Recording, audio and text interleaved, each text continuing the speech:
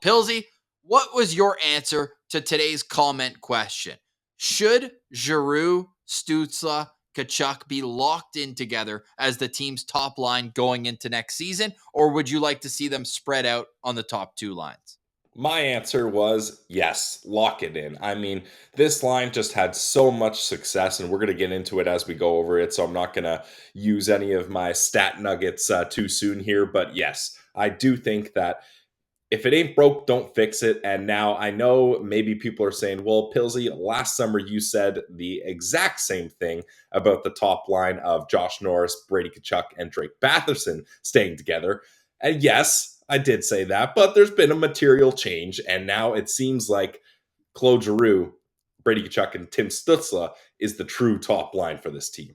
It has to be the top line for the team. The way that they complement each other, from Giroux's dogged puck pursuit and kind of speed aspect in hounding pucks to Brady Tkachuk's ability to physically impose his will on the opposition and be that first man in on the forecheck. Giroux can come in and kind of dig pucks out of feet and be able to make creative plays, which is Tim Stützle's calling card. So the fact that they all come together and create magic in the offensive zone, they have to be on the same line. And we had a lot of people reply on Twitter at Sens Central and say, look, why don't you try to put back the kid line as they keep growing older? We'll see how long we can keep that up. But with Josh Norris at center, with Brady Tkachuk and Drake Batherson, and then the line we were all promised but never delivered on, Alex DeBrincat with Claude Giroux and Tim Stützle. Look, I wouldn't hate that, but you have found something special with Brady Tkachuk, Tim Stützle playing together. And it's something where it's a silver lining of a bad situation where Josh Norris goes down, because I don't know if you know this, but Josh Norris is Brady Tkachuk's best friend. So they were always going to be attached at the hip. And not that they don't play well together, they do. But I feel like Norris, he's a shoot first center. And Brady Tkachuk loves shooting the puck. I almost think having a guy like Timmy who's always looking to make that nice, cute pass, I feel like it almost complements Brady a little bit more. Plus, these are your two highest drafted players in the rebuild. Put them together and let's cook. It's almost like the whole Matthews-Marner thing. For years, they weren't playing together. And it's like, oh, once they do, it's like a switch goes off. It's like, wait, why weren't they always playing together? So I think Timmy and Brady, forget next season to start, Pilsy. Lock these two together for the next 5+ years. There we go. We'll have to get Giroux some extensions on that so he can join them as well. But I think, Ross, if I was those people arguing that shouldn't be the line, my argument would be Josh Norris being a shoot first center complements Brady better, because Josh Norris coming into the zone, he's going to take that shot. And where's Brady Tkachuk's office? Right in front of the net, either screening that goalie or trying to pick up the garbage from a rebound. So I think that's why that worked. But the issue is, if you decide to change the line and you bring up Norris and Batherson, what you're doing is demoting Tim Stützle, 90-point season, the top player on this team, and you're demoting Claude Giroux, the best veteran on this team, who just had a career high in goals. So that's the thing. Like, it would just be such a head scratcher to be like, you had this ultimate trio that worked. All of them broke records in different ways, personal records. Why would you mess with that in the hopes that you can bring back magic from a line that was successful 2 years ago, right? So that's my viewpoint of it, is it just makes too much sense to keep them together. Yes, it does. Who do you think the fans voted had the best season? And by that, I mean, we put out on Twitter again the polls, A, B, C, and D. Who had the highest percentage of A votes? No spoilers, but they were all finishing in the A range as the majority. I was going to say, there is a difference between those two things. So I'm glad you clarified that. Otherwise, we'd have some angry comments. I'm pretty sure I know this answer, so I'm going to go with Claude Giroux. Is it? Yeah, it is. Wow. Oh, wow. The guy asking the questions gets surprised. No, I had to refresh the page. These polls are live. You never know. Fair. Right? So Claude Giroux, 96.6% of fans gave him an A grade. And I'm going to go ahead and give myself an A+ grade on my take that he was going to hit 77 points. So let's start with Mr. 1000. Claude Giroux, Mr. 1002, may I add, as Giroux finishes the season with 79 points. And I think more impressive than that is how Claude Giroux played all 82 games of this NHL season. So you're looking at a guy who brings it offensively. He brings it defensively. He's on the power play. He kills penalties. He does every little detail of the game proper. And then he goes out there and puts up points. 35 goals. Pillsy mentioned a career high for the veteran of 16 NHL seasons. He came in the league like almost the Leafs had just won a playoff series when he came into the league. 17 years, Ross. 17 seasons, never more than 35 goals he gets as a 35-year-old in that season. Amazing. 44 assists for 79 points. The expected goals percentage, 56.2. The Corsi, 56.3. He's averaging just under 19 minutes per game. And oh yeah, he signed for 2 more seasons after this one. How early in the year, Pillsy, did you realize this was going to be an A-plus signing? We knew going in the expectations were high, but you always have to see it play out. How quick in the season was it for you? Honestly, it took a little bit of time. Like, I would love to be like game 1, shift 1, you could tell. Game 2.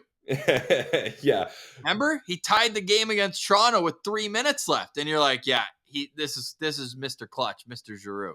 See, I wasn't at that point yet, I'll be honest. It felt good. It was like, that's nice that Giroux's hopping in here and scoring against the Leafs and getting an assist in that game as well. But at that point, I was just like, this was a good signing. Like, this worked out. I would say probably, I think honestly, once Josh Norris went down and that part of the top 6 happened, and you were like, okay, there's 36 goals out of your lineup. Who's going to step up? How's this going to all work? Who can be moved up and down on either line? And still, you can say that those lines are successful.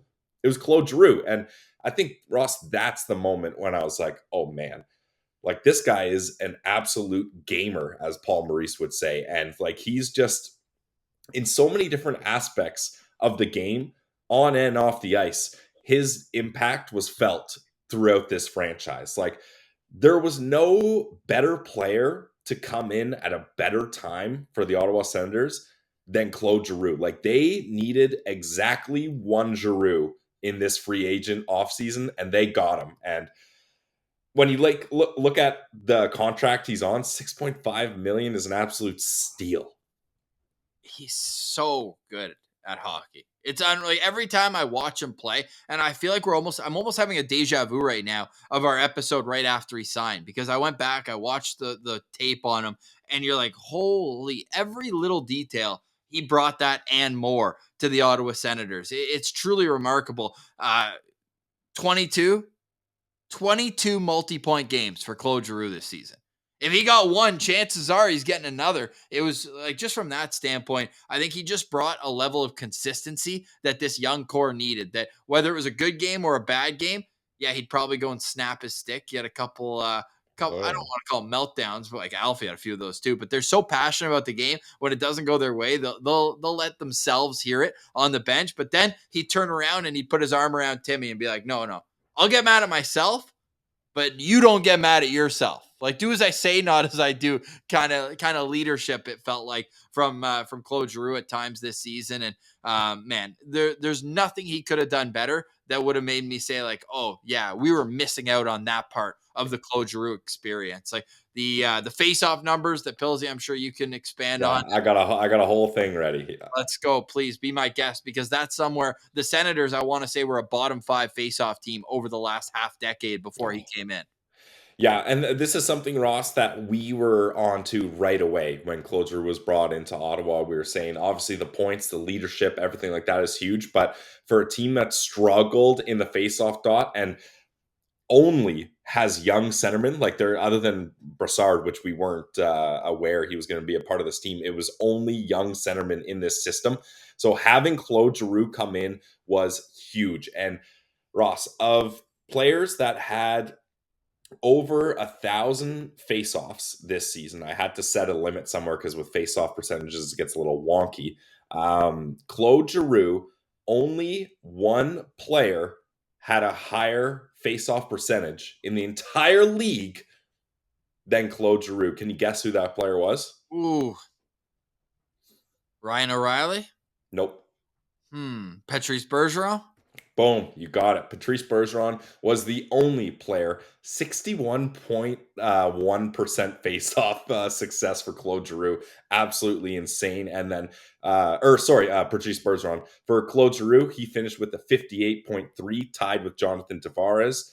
They both had really good face-off numbers. But what that was able to do, Ross, is, and we were kind of scratching our head throughout the season, being like, you have the best face-off guy arguably in the league, and you're putting him on the wing? What are we doing here? Especially when Josh Norris went down, it's like, who could be your second line center? Well, you got Claude Giroux right there. But the thing is, Ross, he was able to take those faceoffs as a winger because guys like Tim Stützle didn't always have the greatest success. And a young player, it takes time, right? So you're able to have Claude Giroux go in there. Shane Pinto, when he had to play second line center, Claude Giroux was often on that line with Alex DeBrincat and Shane Pinto. He's able to take those faceoffs. Ridley Gregg gets bumped up. Derek Brassard needs to play second line center. Claude Giroux was right there. Or if, let's say, you have a like Tim Stützle takes the draw and he gets kicked out for whatever reason, you're not just putting a winger in there and taking a scheduled loss, face-off loss. You've got a guy that can have success in the dot. So for Claude Giroux to come in here and completely change the outlook of how this team does in the face-offs, and not only that, Ross, not only his individual stats and what that does, remember, I forget, I guess I'm asking you to remember, who was it that right away after practices was spending like 45, I think it was Timmy, right Norris. after, or Norris? Probably both of them, to be honest. Yeah, right after practice, all they're doing is face-off time with Claude Giroux. Teach us the tricks you've learned over how many, I forget how many career face-offs he had. Is 50,000 an insane number? For some reason, that's what's hanging on in my head.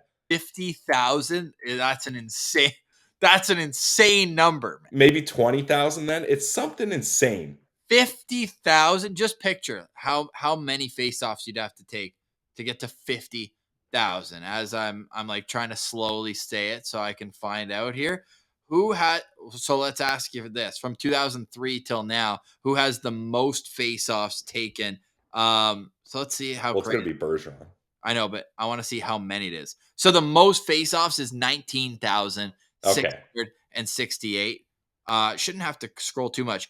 Claude Giroux, so the number must have been 10 that we went over. He's taken 13,338. Okay, so 50,000 is insane. I'm glad I figured that out. But like these young players being like, you've taken over 10,000 faceoffs, and that's just in the NHL. Like, think about going back, think about playoffs, think about practicing. Like, it's insane the amount of experience. Like, you know, that Malcolm Gladwell thing, 10,000 hours. Like, Claude Giroux probably has spent 10,000 hours focusing on face-offs when you look at doing video also. Like, it's just mind-boggling the wealth of experience this guy can bring to these young cornerstone centermen on this franchise. Well, when you look at it, there was only a matter of 16 games this year that he was under 50% in the faceoff dot.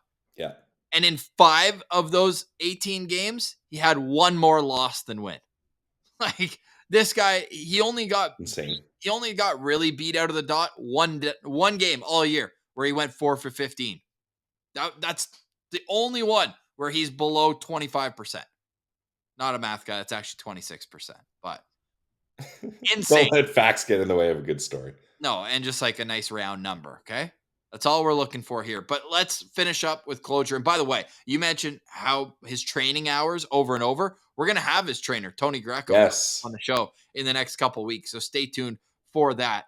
What's expectations for Claude Giroux? Would you like to make an asinine assumption for points so that you can be right in about 12 months? I would like to, but my hot takes and predictions are usually very cold and wrong.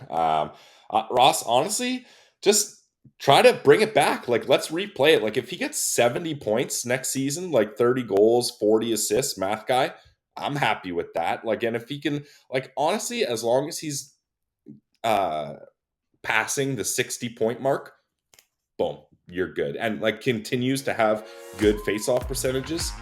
It's incredible what he's able to do with this team.